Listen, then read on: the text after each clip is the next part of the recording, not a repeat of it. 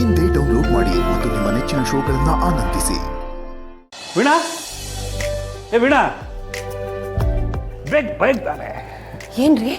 ಅದೇ ನೀನು ಯಾವಾಗಲೂ ಹೇಳ್ತಿದ್ಯಲ್ಲ ಸ್ವೀಟ್ ತಗೊಂಬನ್ನಿ ಅಂತ. ತಗೊಳ್ಳೆ. ಏನ್ರಿ ಆಗಿದೆ ನಿಮಗೆ? ನಾವು ಯಾವ ಪರಿಸ್ಥಿತಿನಲ್ಲಿ ಇದೀವಿ ಅಂತ ಗೊತ್ತಿದ್ರು ಈ ಸ್ವೀಟ್ ಎಲ್ಲ ತಗೊಂಡ್ ಬಂದ್ಬಿಟ್ಟು ಸಂಭ್ರಮ ಪಡೋದು ಬೇಕಾ? ನೋಡೆ, ನಾವು ಬರೀ ಕೆಟ್ಟದು ಅಂತ ಅಂದ್ಕೊಂಡ್ರೆ ಅದು ಕೆಟ್ಟದೇ ಆಗುತ್ತೆ. ಅದೇ ಒಳ್ಳೇದು ಅಂತ ಕಂಡು ಬಿಟ್ಟು ನೋಡಿದ್ರೆ ಒಳ್ಳೇದೇ ಕಾಣಿಸುತ್ತೆ. ಈಗ ಒಳ್ಳೇದಾಗ್ತಿದೆ, ಸಂಭ್ರಮ ಪಡಬೇಕು. ನನ್ನ ತಂಗಿಗೆ ಕೆಲಸ ಸಿಕ್ಕಿದೆ ಕಣೆ, 40,000 ಸಂಬಳ. ಅಲ್ವೇನೆ? ಹಾಂ, ಹೌದಾ ಭಾವನಾ? ನೋಡೆ, ಇನ್ಮೇಲೆ ಅವಳು ಕಾಲ ಮೇಲೆ ಅವಳು ನಿಂತ್ಕೋತಾಳೆ, ಯಾರ ಮುಂದೇನೂ ಕೈ ಚಾಚಲ್ಲ. ಅದಕ್ಕೆ ಹೇಳ್ತಿರೋದು ನಾನು, ಕೆಟ್ಟದ್ರಲ್ಲೂ ಒಳ್ಳೇದನ್ನ ಕಾಣಬೇಕು ಅಂತ. ಅವಳಿಗೆ ಕೆಲಸ ಸಿಕ್ತು, ಸಂತೋಷ.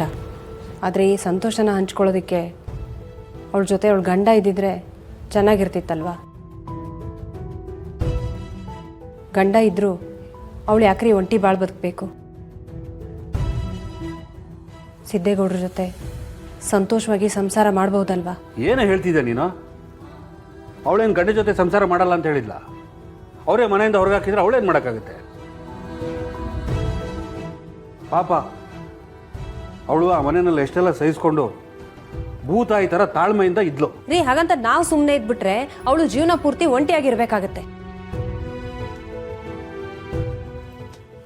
ನಾವಿಬ್ರು ಚೌರೇಗೌಡ್ರ ಮನೆಗೆ ಹೋಗಿ ಅವ್ರ ಕೈಕಾಲಾದರೂ ಹಿಡಿದು ಇವರಿಬ್ಬರನ್ನ ಮತ್ತೆ ಒಂದು ಮಾಡಿ ಅಂತ ಕೇಳ್ಕೊಳ್ಳೋಣ. ಬನ್ರಿ ಹೋಗೋಣ. ಏಯ್ತು ಬಿಡು. ನಾನೊಂದು ಟ್ರ್ಯಾಕ್ನಲ್ಲಿ ಹೋಗ್ತಿದ್ರೆ ಇವಳು ನನ್ನ ಟ್ರ್ಯಾಕನ್ನೇ ಹಳ್ಳ ಹಿಡ್ಸೋಳ್ ಥರ ಕಾಣಿಸ್ತಿದ್ರು. ಜಾಸ್ತಿ ಮಾತಾಡಿದ್ರೆ ಭಾವನಂಗೆ ಡೌಟ್ ಬರುತ್ತೆ. ಹೇಗಿದೆ ನಿಭಾಯಿಸೋದು ರೀ? ಏನು ಯೋಚನೆ ಮಾಡ್ತಿದ್ದೀರಾ ನೀವು?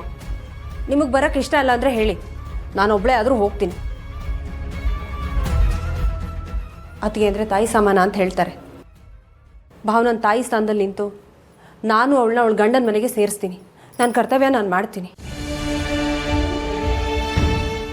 ಅದಕ್ಕಾಗಿ ನನಗೆ ಎಷ್ಟು ಅವಮಾನ ಆದರೂ ಪರವಾಗಿಲ್ಲ ಬಿಡಿ.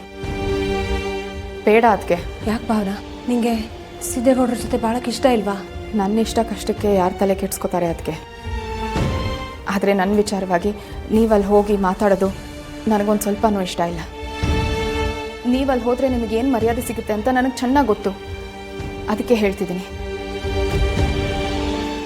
ಅಲ್ಲಿ ಹೋಗಿ ಅವ್ರ ಮುಂದೆ ಕೈ ಮುಗಿಯೋದೆಲ್ಲ ಏನೂ ಬೇಕಾಗಿಲ್ಲ. ದಯವಿಟ್ಟು ಹೋಗಬೇಡಿ.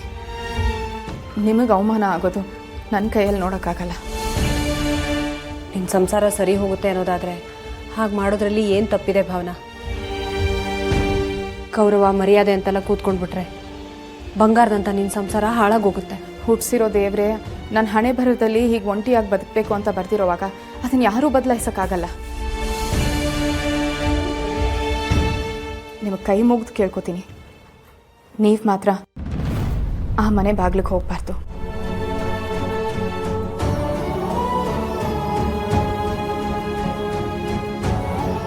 ಲಕ್ಷ್ಮೀ ನಿವಾಸ ಲಕ್ಷ್ಮೀ